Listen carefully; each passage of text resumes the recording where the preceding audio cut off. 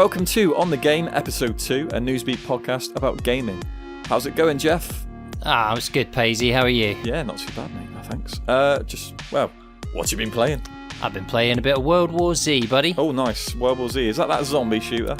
It is, the one that's exclusive to Epic. What do you think about it, then? It is basically Left 4 Dead 2, but with a different engine, which allows zombies to climb up each other. It's a good gimmick, but is it as good as Left 4 Dead? Or even something like Vermintide? I don't think it is. There's some fundamental problems with it. I've been having quite a bit of crashing. And for a game which is so dependent on like space management from the hordes, there's some really annoying features of the way the zombies attack you and like bind to you as you're trying to avoid them, which just makes the whole thing seem a bit clunky.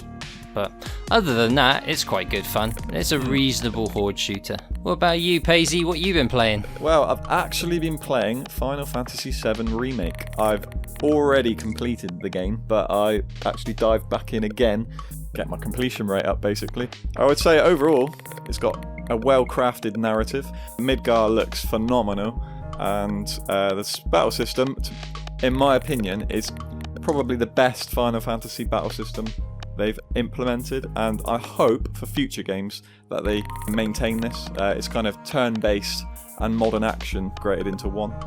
Yeah, really good. Obviously there's a big debate we could have about the controversial ending, but I know you haven't played it yet, so I don't want to spoil anything for you, but ultimately I liked it. I think it keeps original fans guessing, new fans intrigued now to play the original.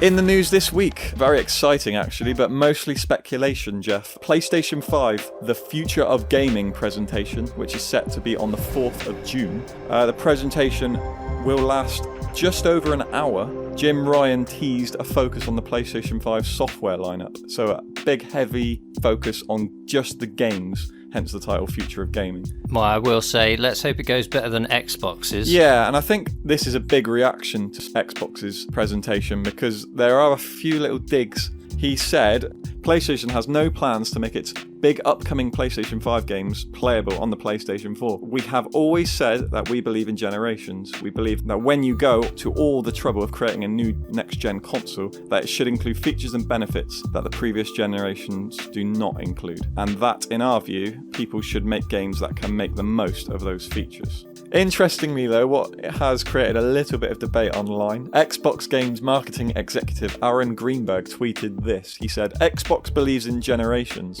Generations of games that play on latest hardware, taking advantage of next-gen innovation, offering more choice, value and variety than any console launch ever. All our studios title launch into Game Pass, and you can get those next-gen games upgrades for free. I think we're starting to see a bit of a difference between Xbox's focus and PlayStation's focus. Well, I think on this one, yes, alright, there's a huge I/O difference between the modern generation consoles and the previous. But I think if you're creating games now and you've been creating a multi-platform game, there's not really an excuse for not providing that game on the older generation consoles as well as the new ones.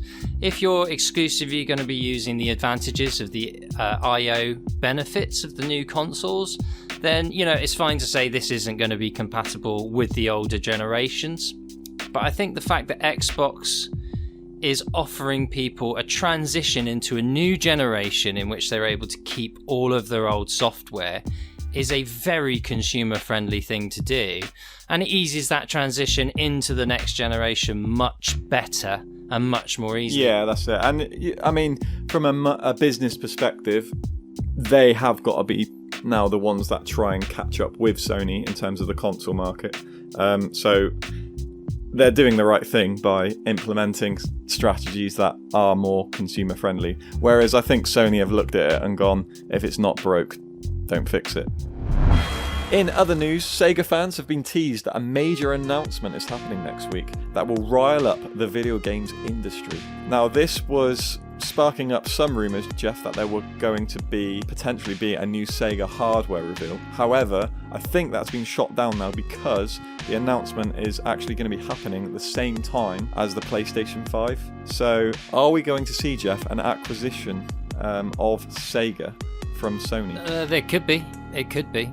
I could see why Sony would want it and why it would be easy for the greater Japanese giant to swallow up the smaller one, for sure. Yeah, with the recent success of the Sonic movie, Sega clearly have intellectual properties that Sony potentially would see as value to the console. So there's big market potential there. If Sony takes their first-party title creators and turn their attention to Sega IPs, it's hard to see how that would come up with something bad. Cyberpunk 2077 have revealed just a 4-second video this week, Jeff, on Twitter. But actually, if you pause it, you can actually see the silhouette of the city, which reveals a huge wastelands open world. Bigger news for Cyberpunk though, Jeff. June the 11th, we're going to be getting a Night City Wire presentation.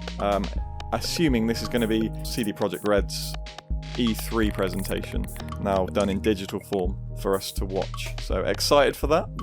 I don't know. No, I don't think I care really. I'm already sold on Cyberpunk. I need to get on play The Witcher 3. Well, Witcher 1, 2 and 3. I know Cyberpunk is going to be good. It's CD Projekt Red. They haven't put a foot wrong so far, so I have faith. They've already shown quite a lot, so I'm sold. I think the game is going to be breathtaking. You're breathtaking! Good news for Steam players. Quantic Dream have announced that all their games are soon to be available. That includes Heavy Rain, Beyond Two Souls and Detroit Become Human. This is in addition to other Sony studio games already coming to the platform, such as Horizon Zero Dawn and Hideo Kojima's Death Stranding. Jeff, are you excited to play any of those games? Yeah, absolutely. Like they're top quality AAA story titles. Yeah, long overdue, to be honest. I wish they'd come to PC long time ago. Yeah, and small steps into, hopefully, other Sony exclusive studios, eventually bringing it over to the Steam platform as well. Yeah, my hope is that Sony has the wisdom to go platform agnostic as well eventually. Absolutely, yeah, I think it works very well for Sony. Fantastic. Well, thank you very much, Jeff, for all your input today. Join us next week where I'm sure we'll be talking about the future of gaming. Right, I'm off. Back to the future.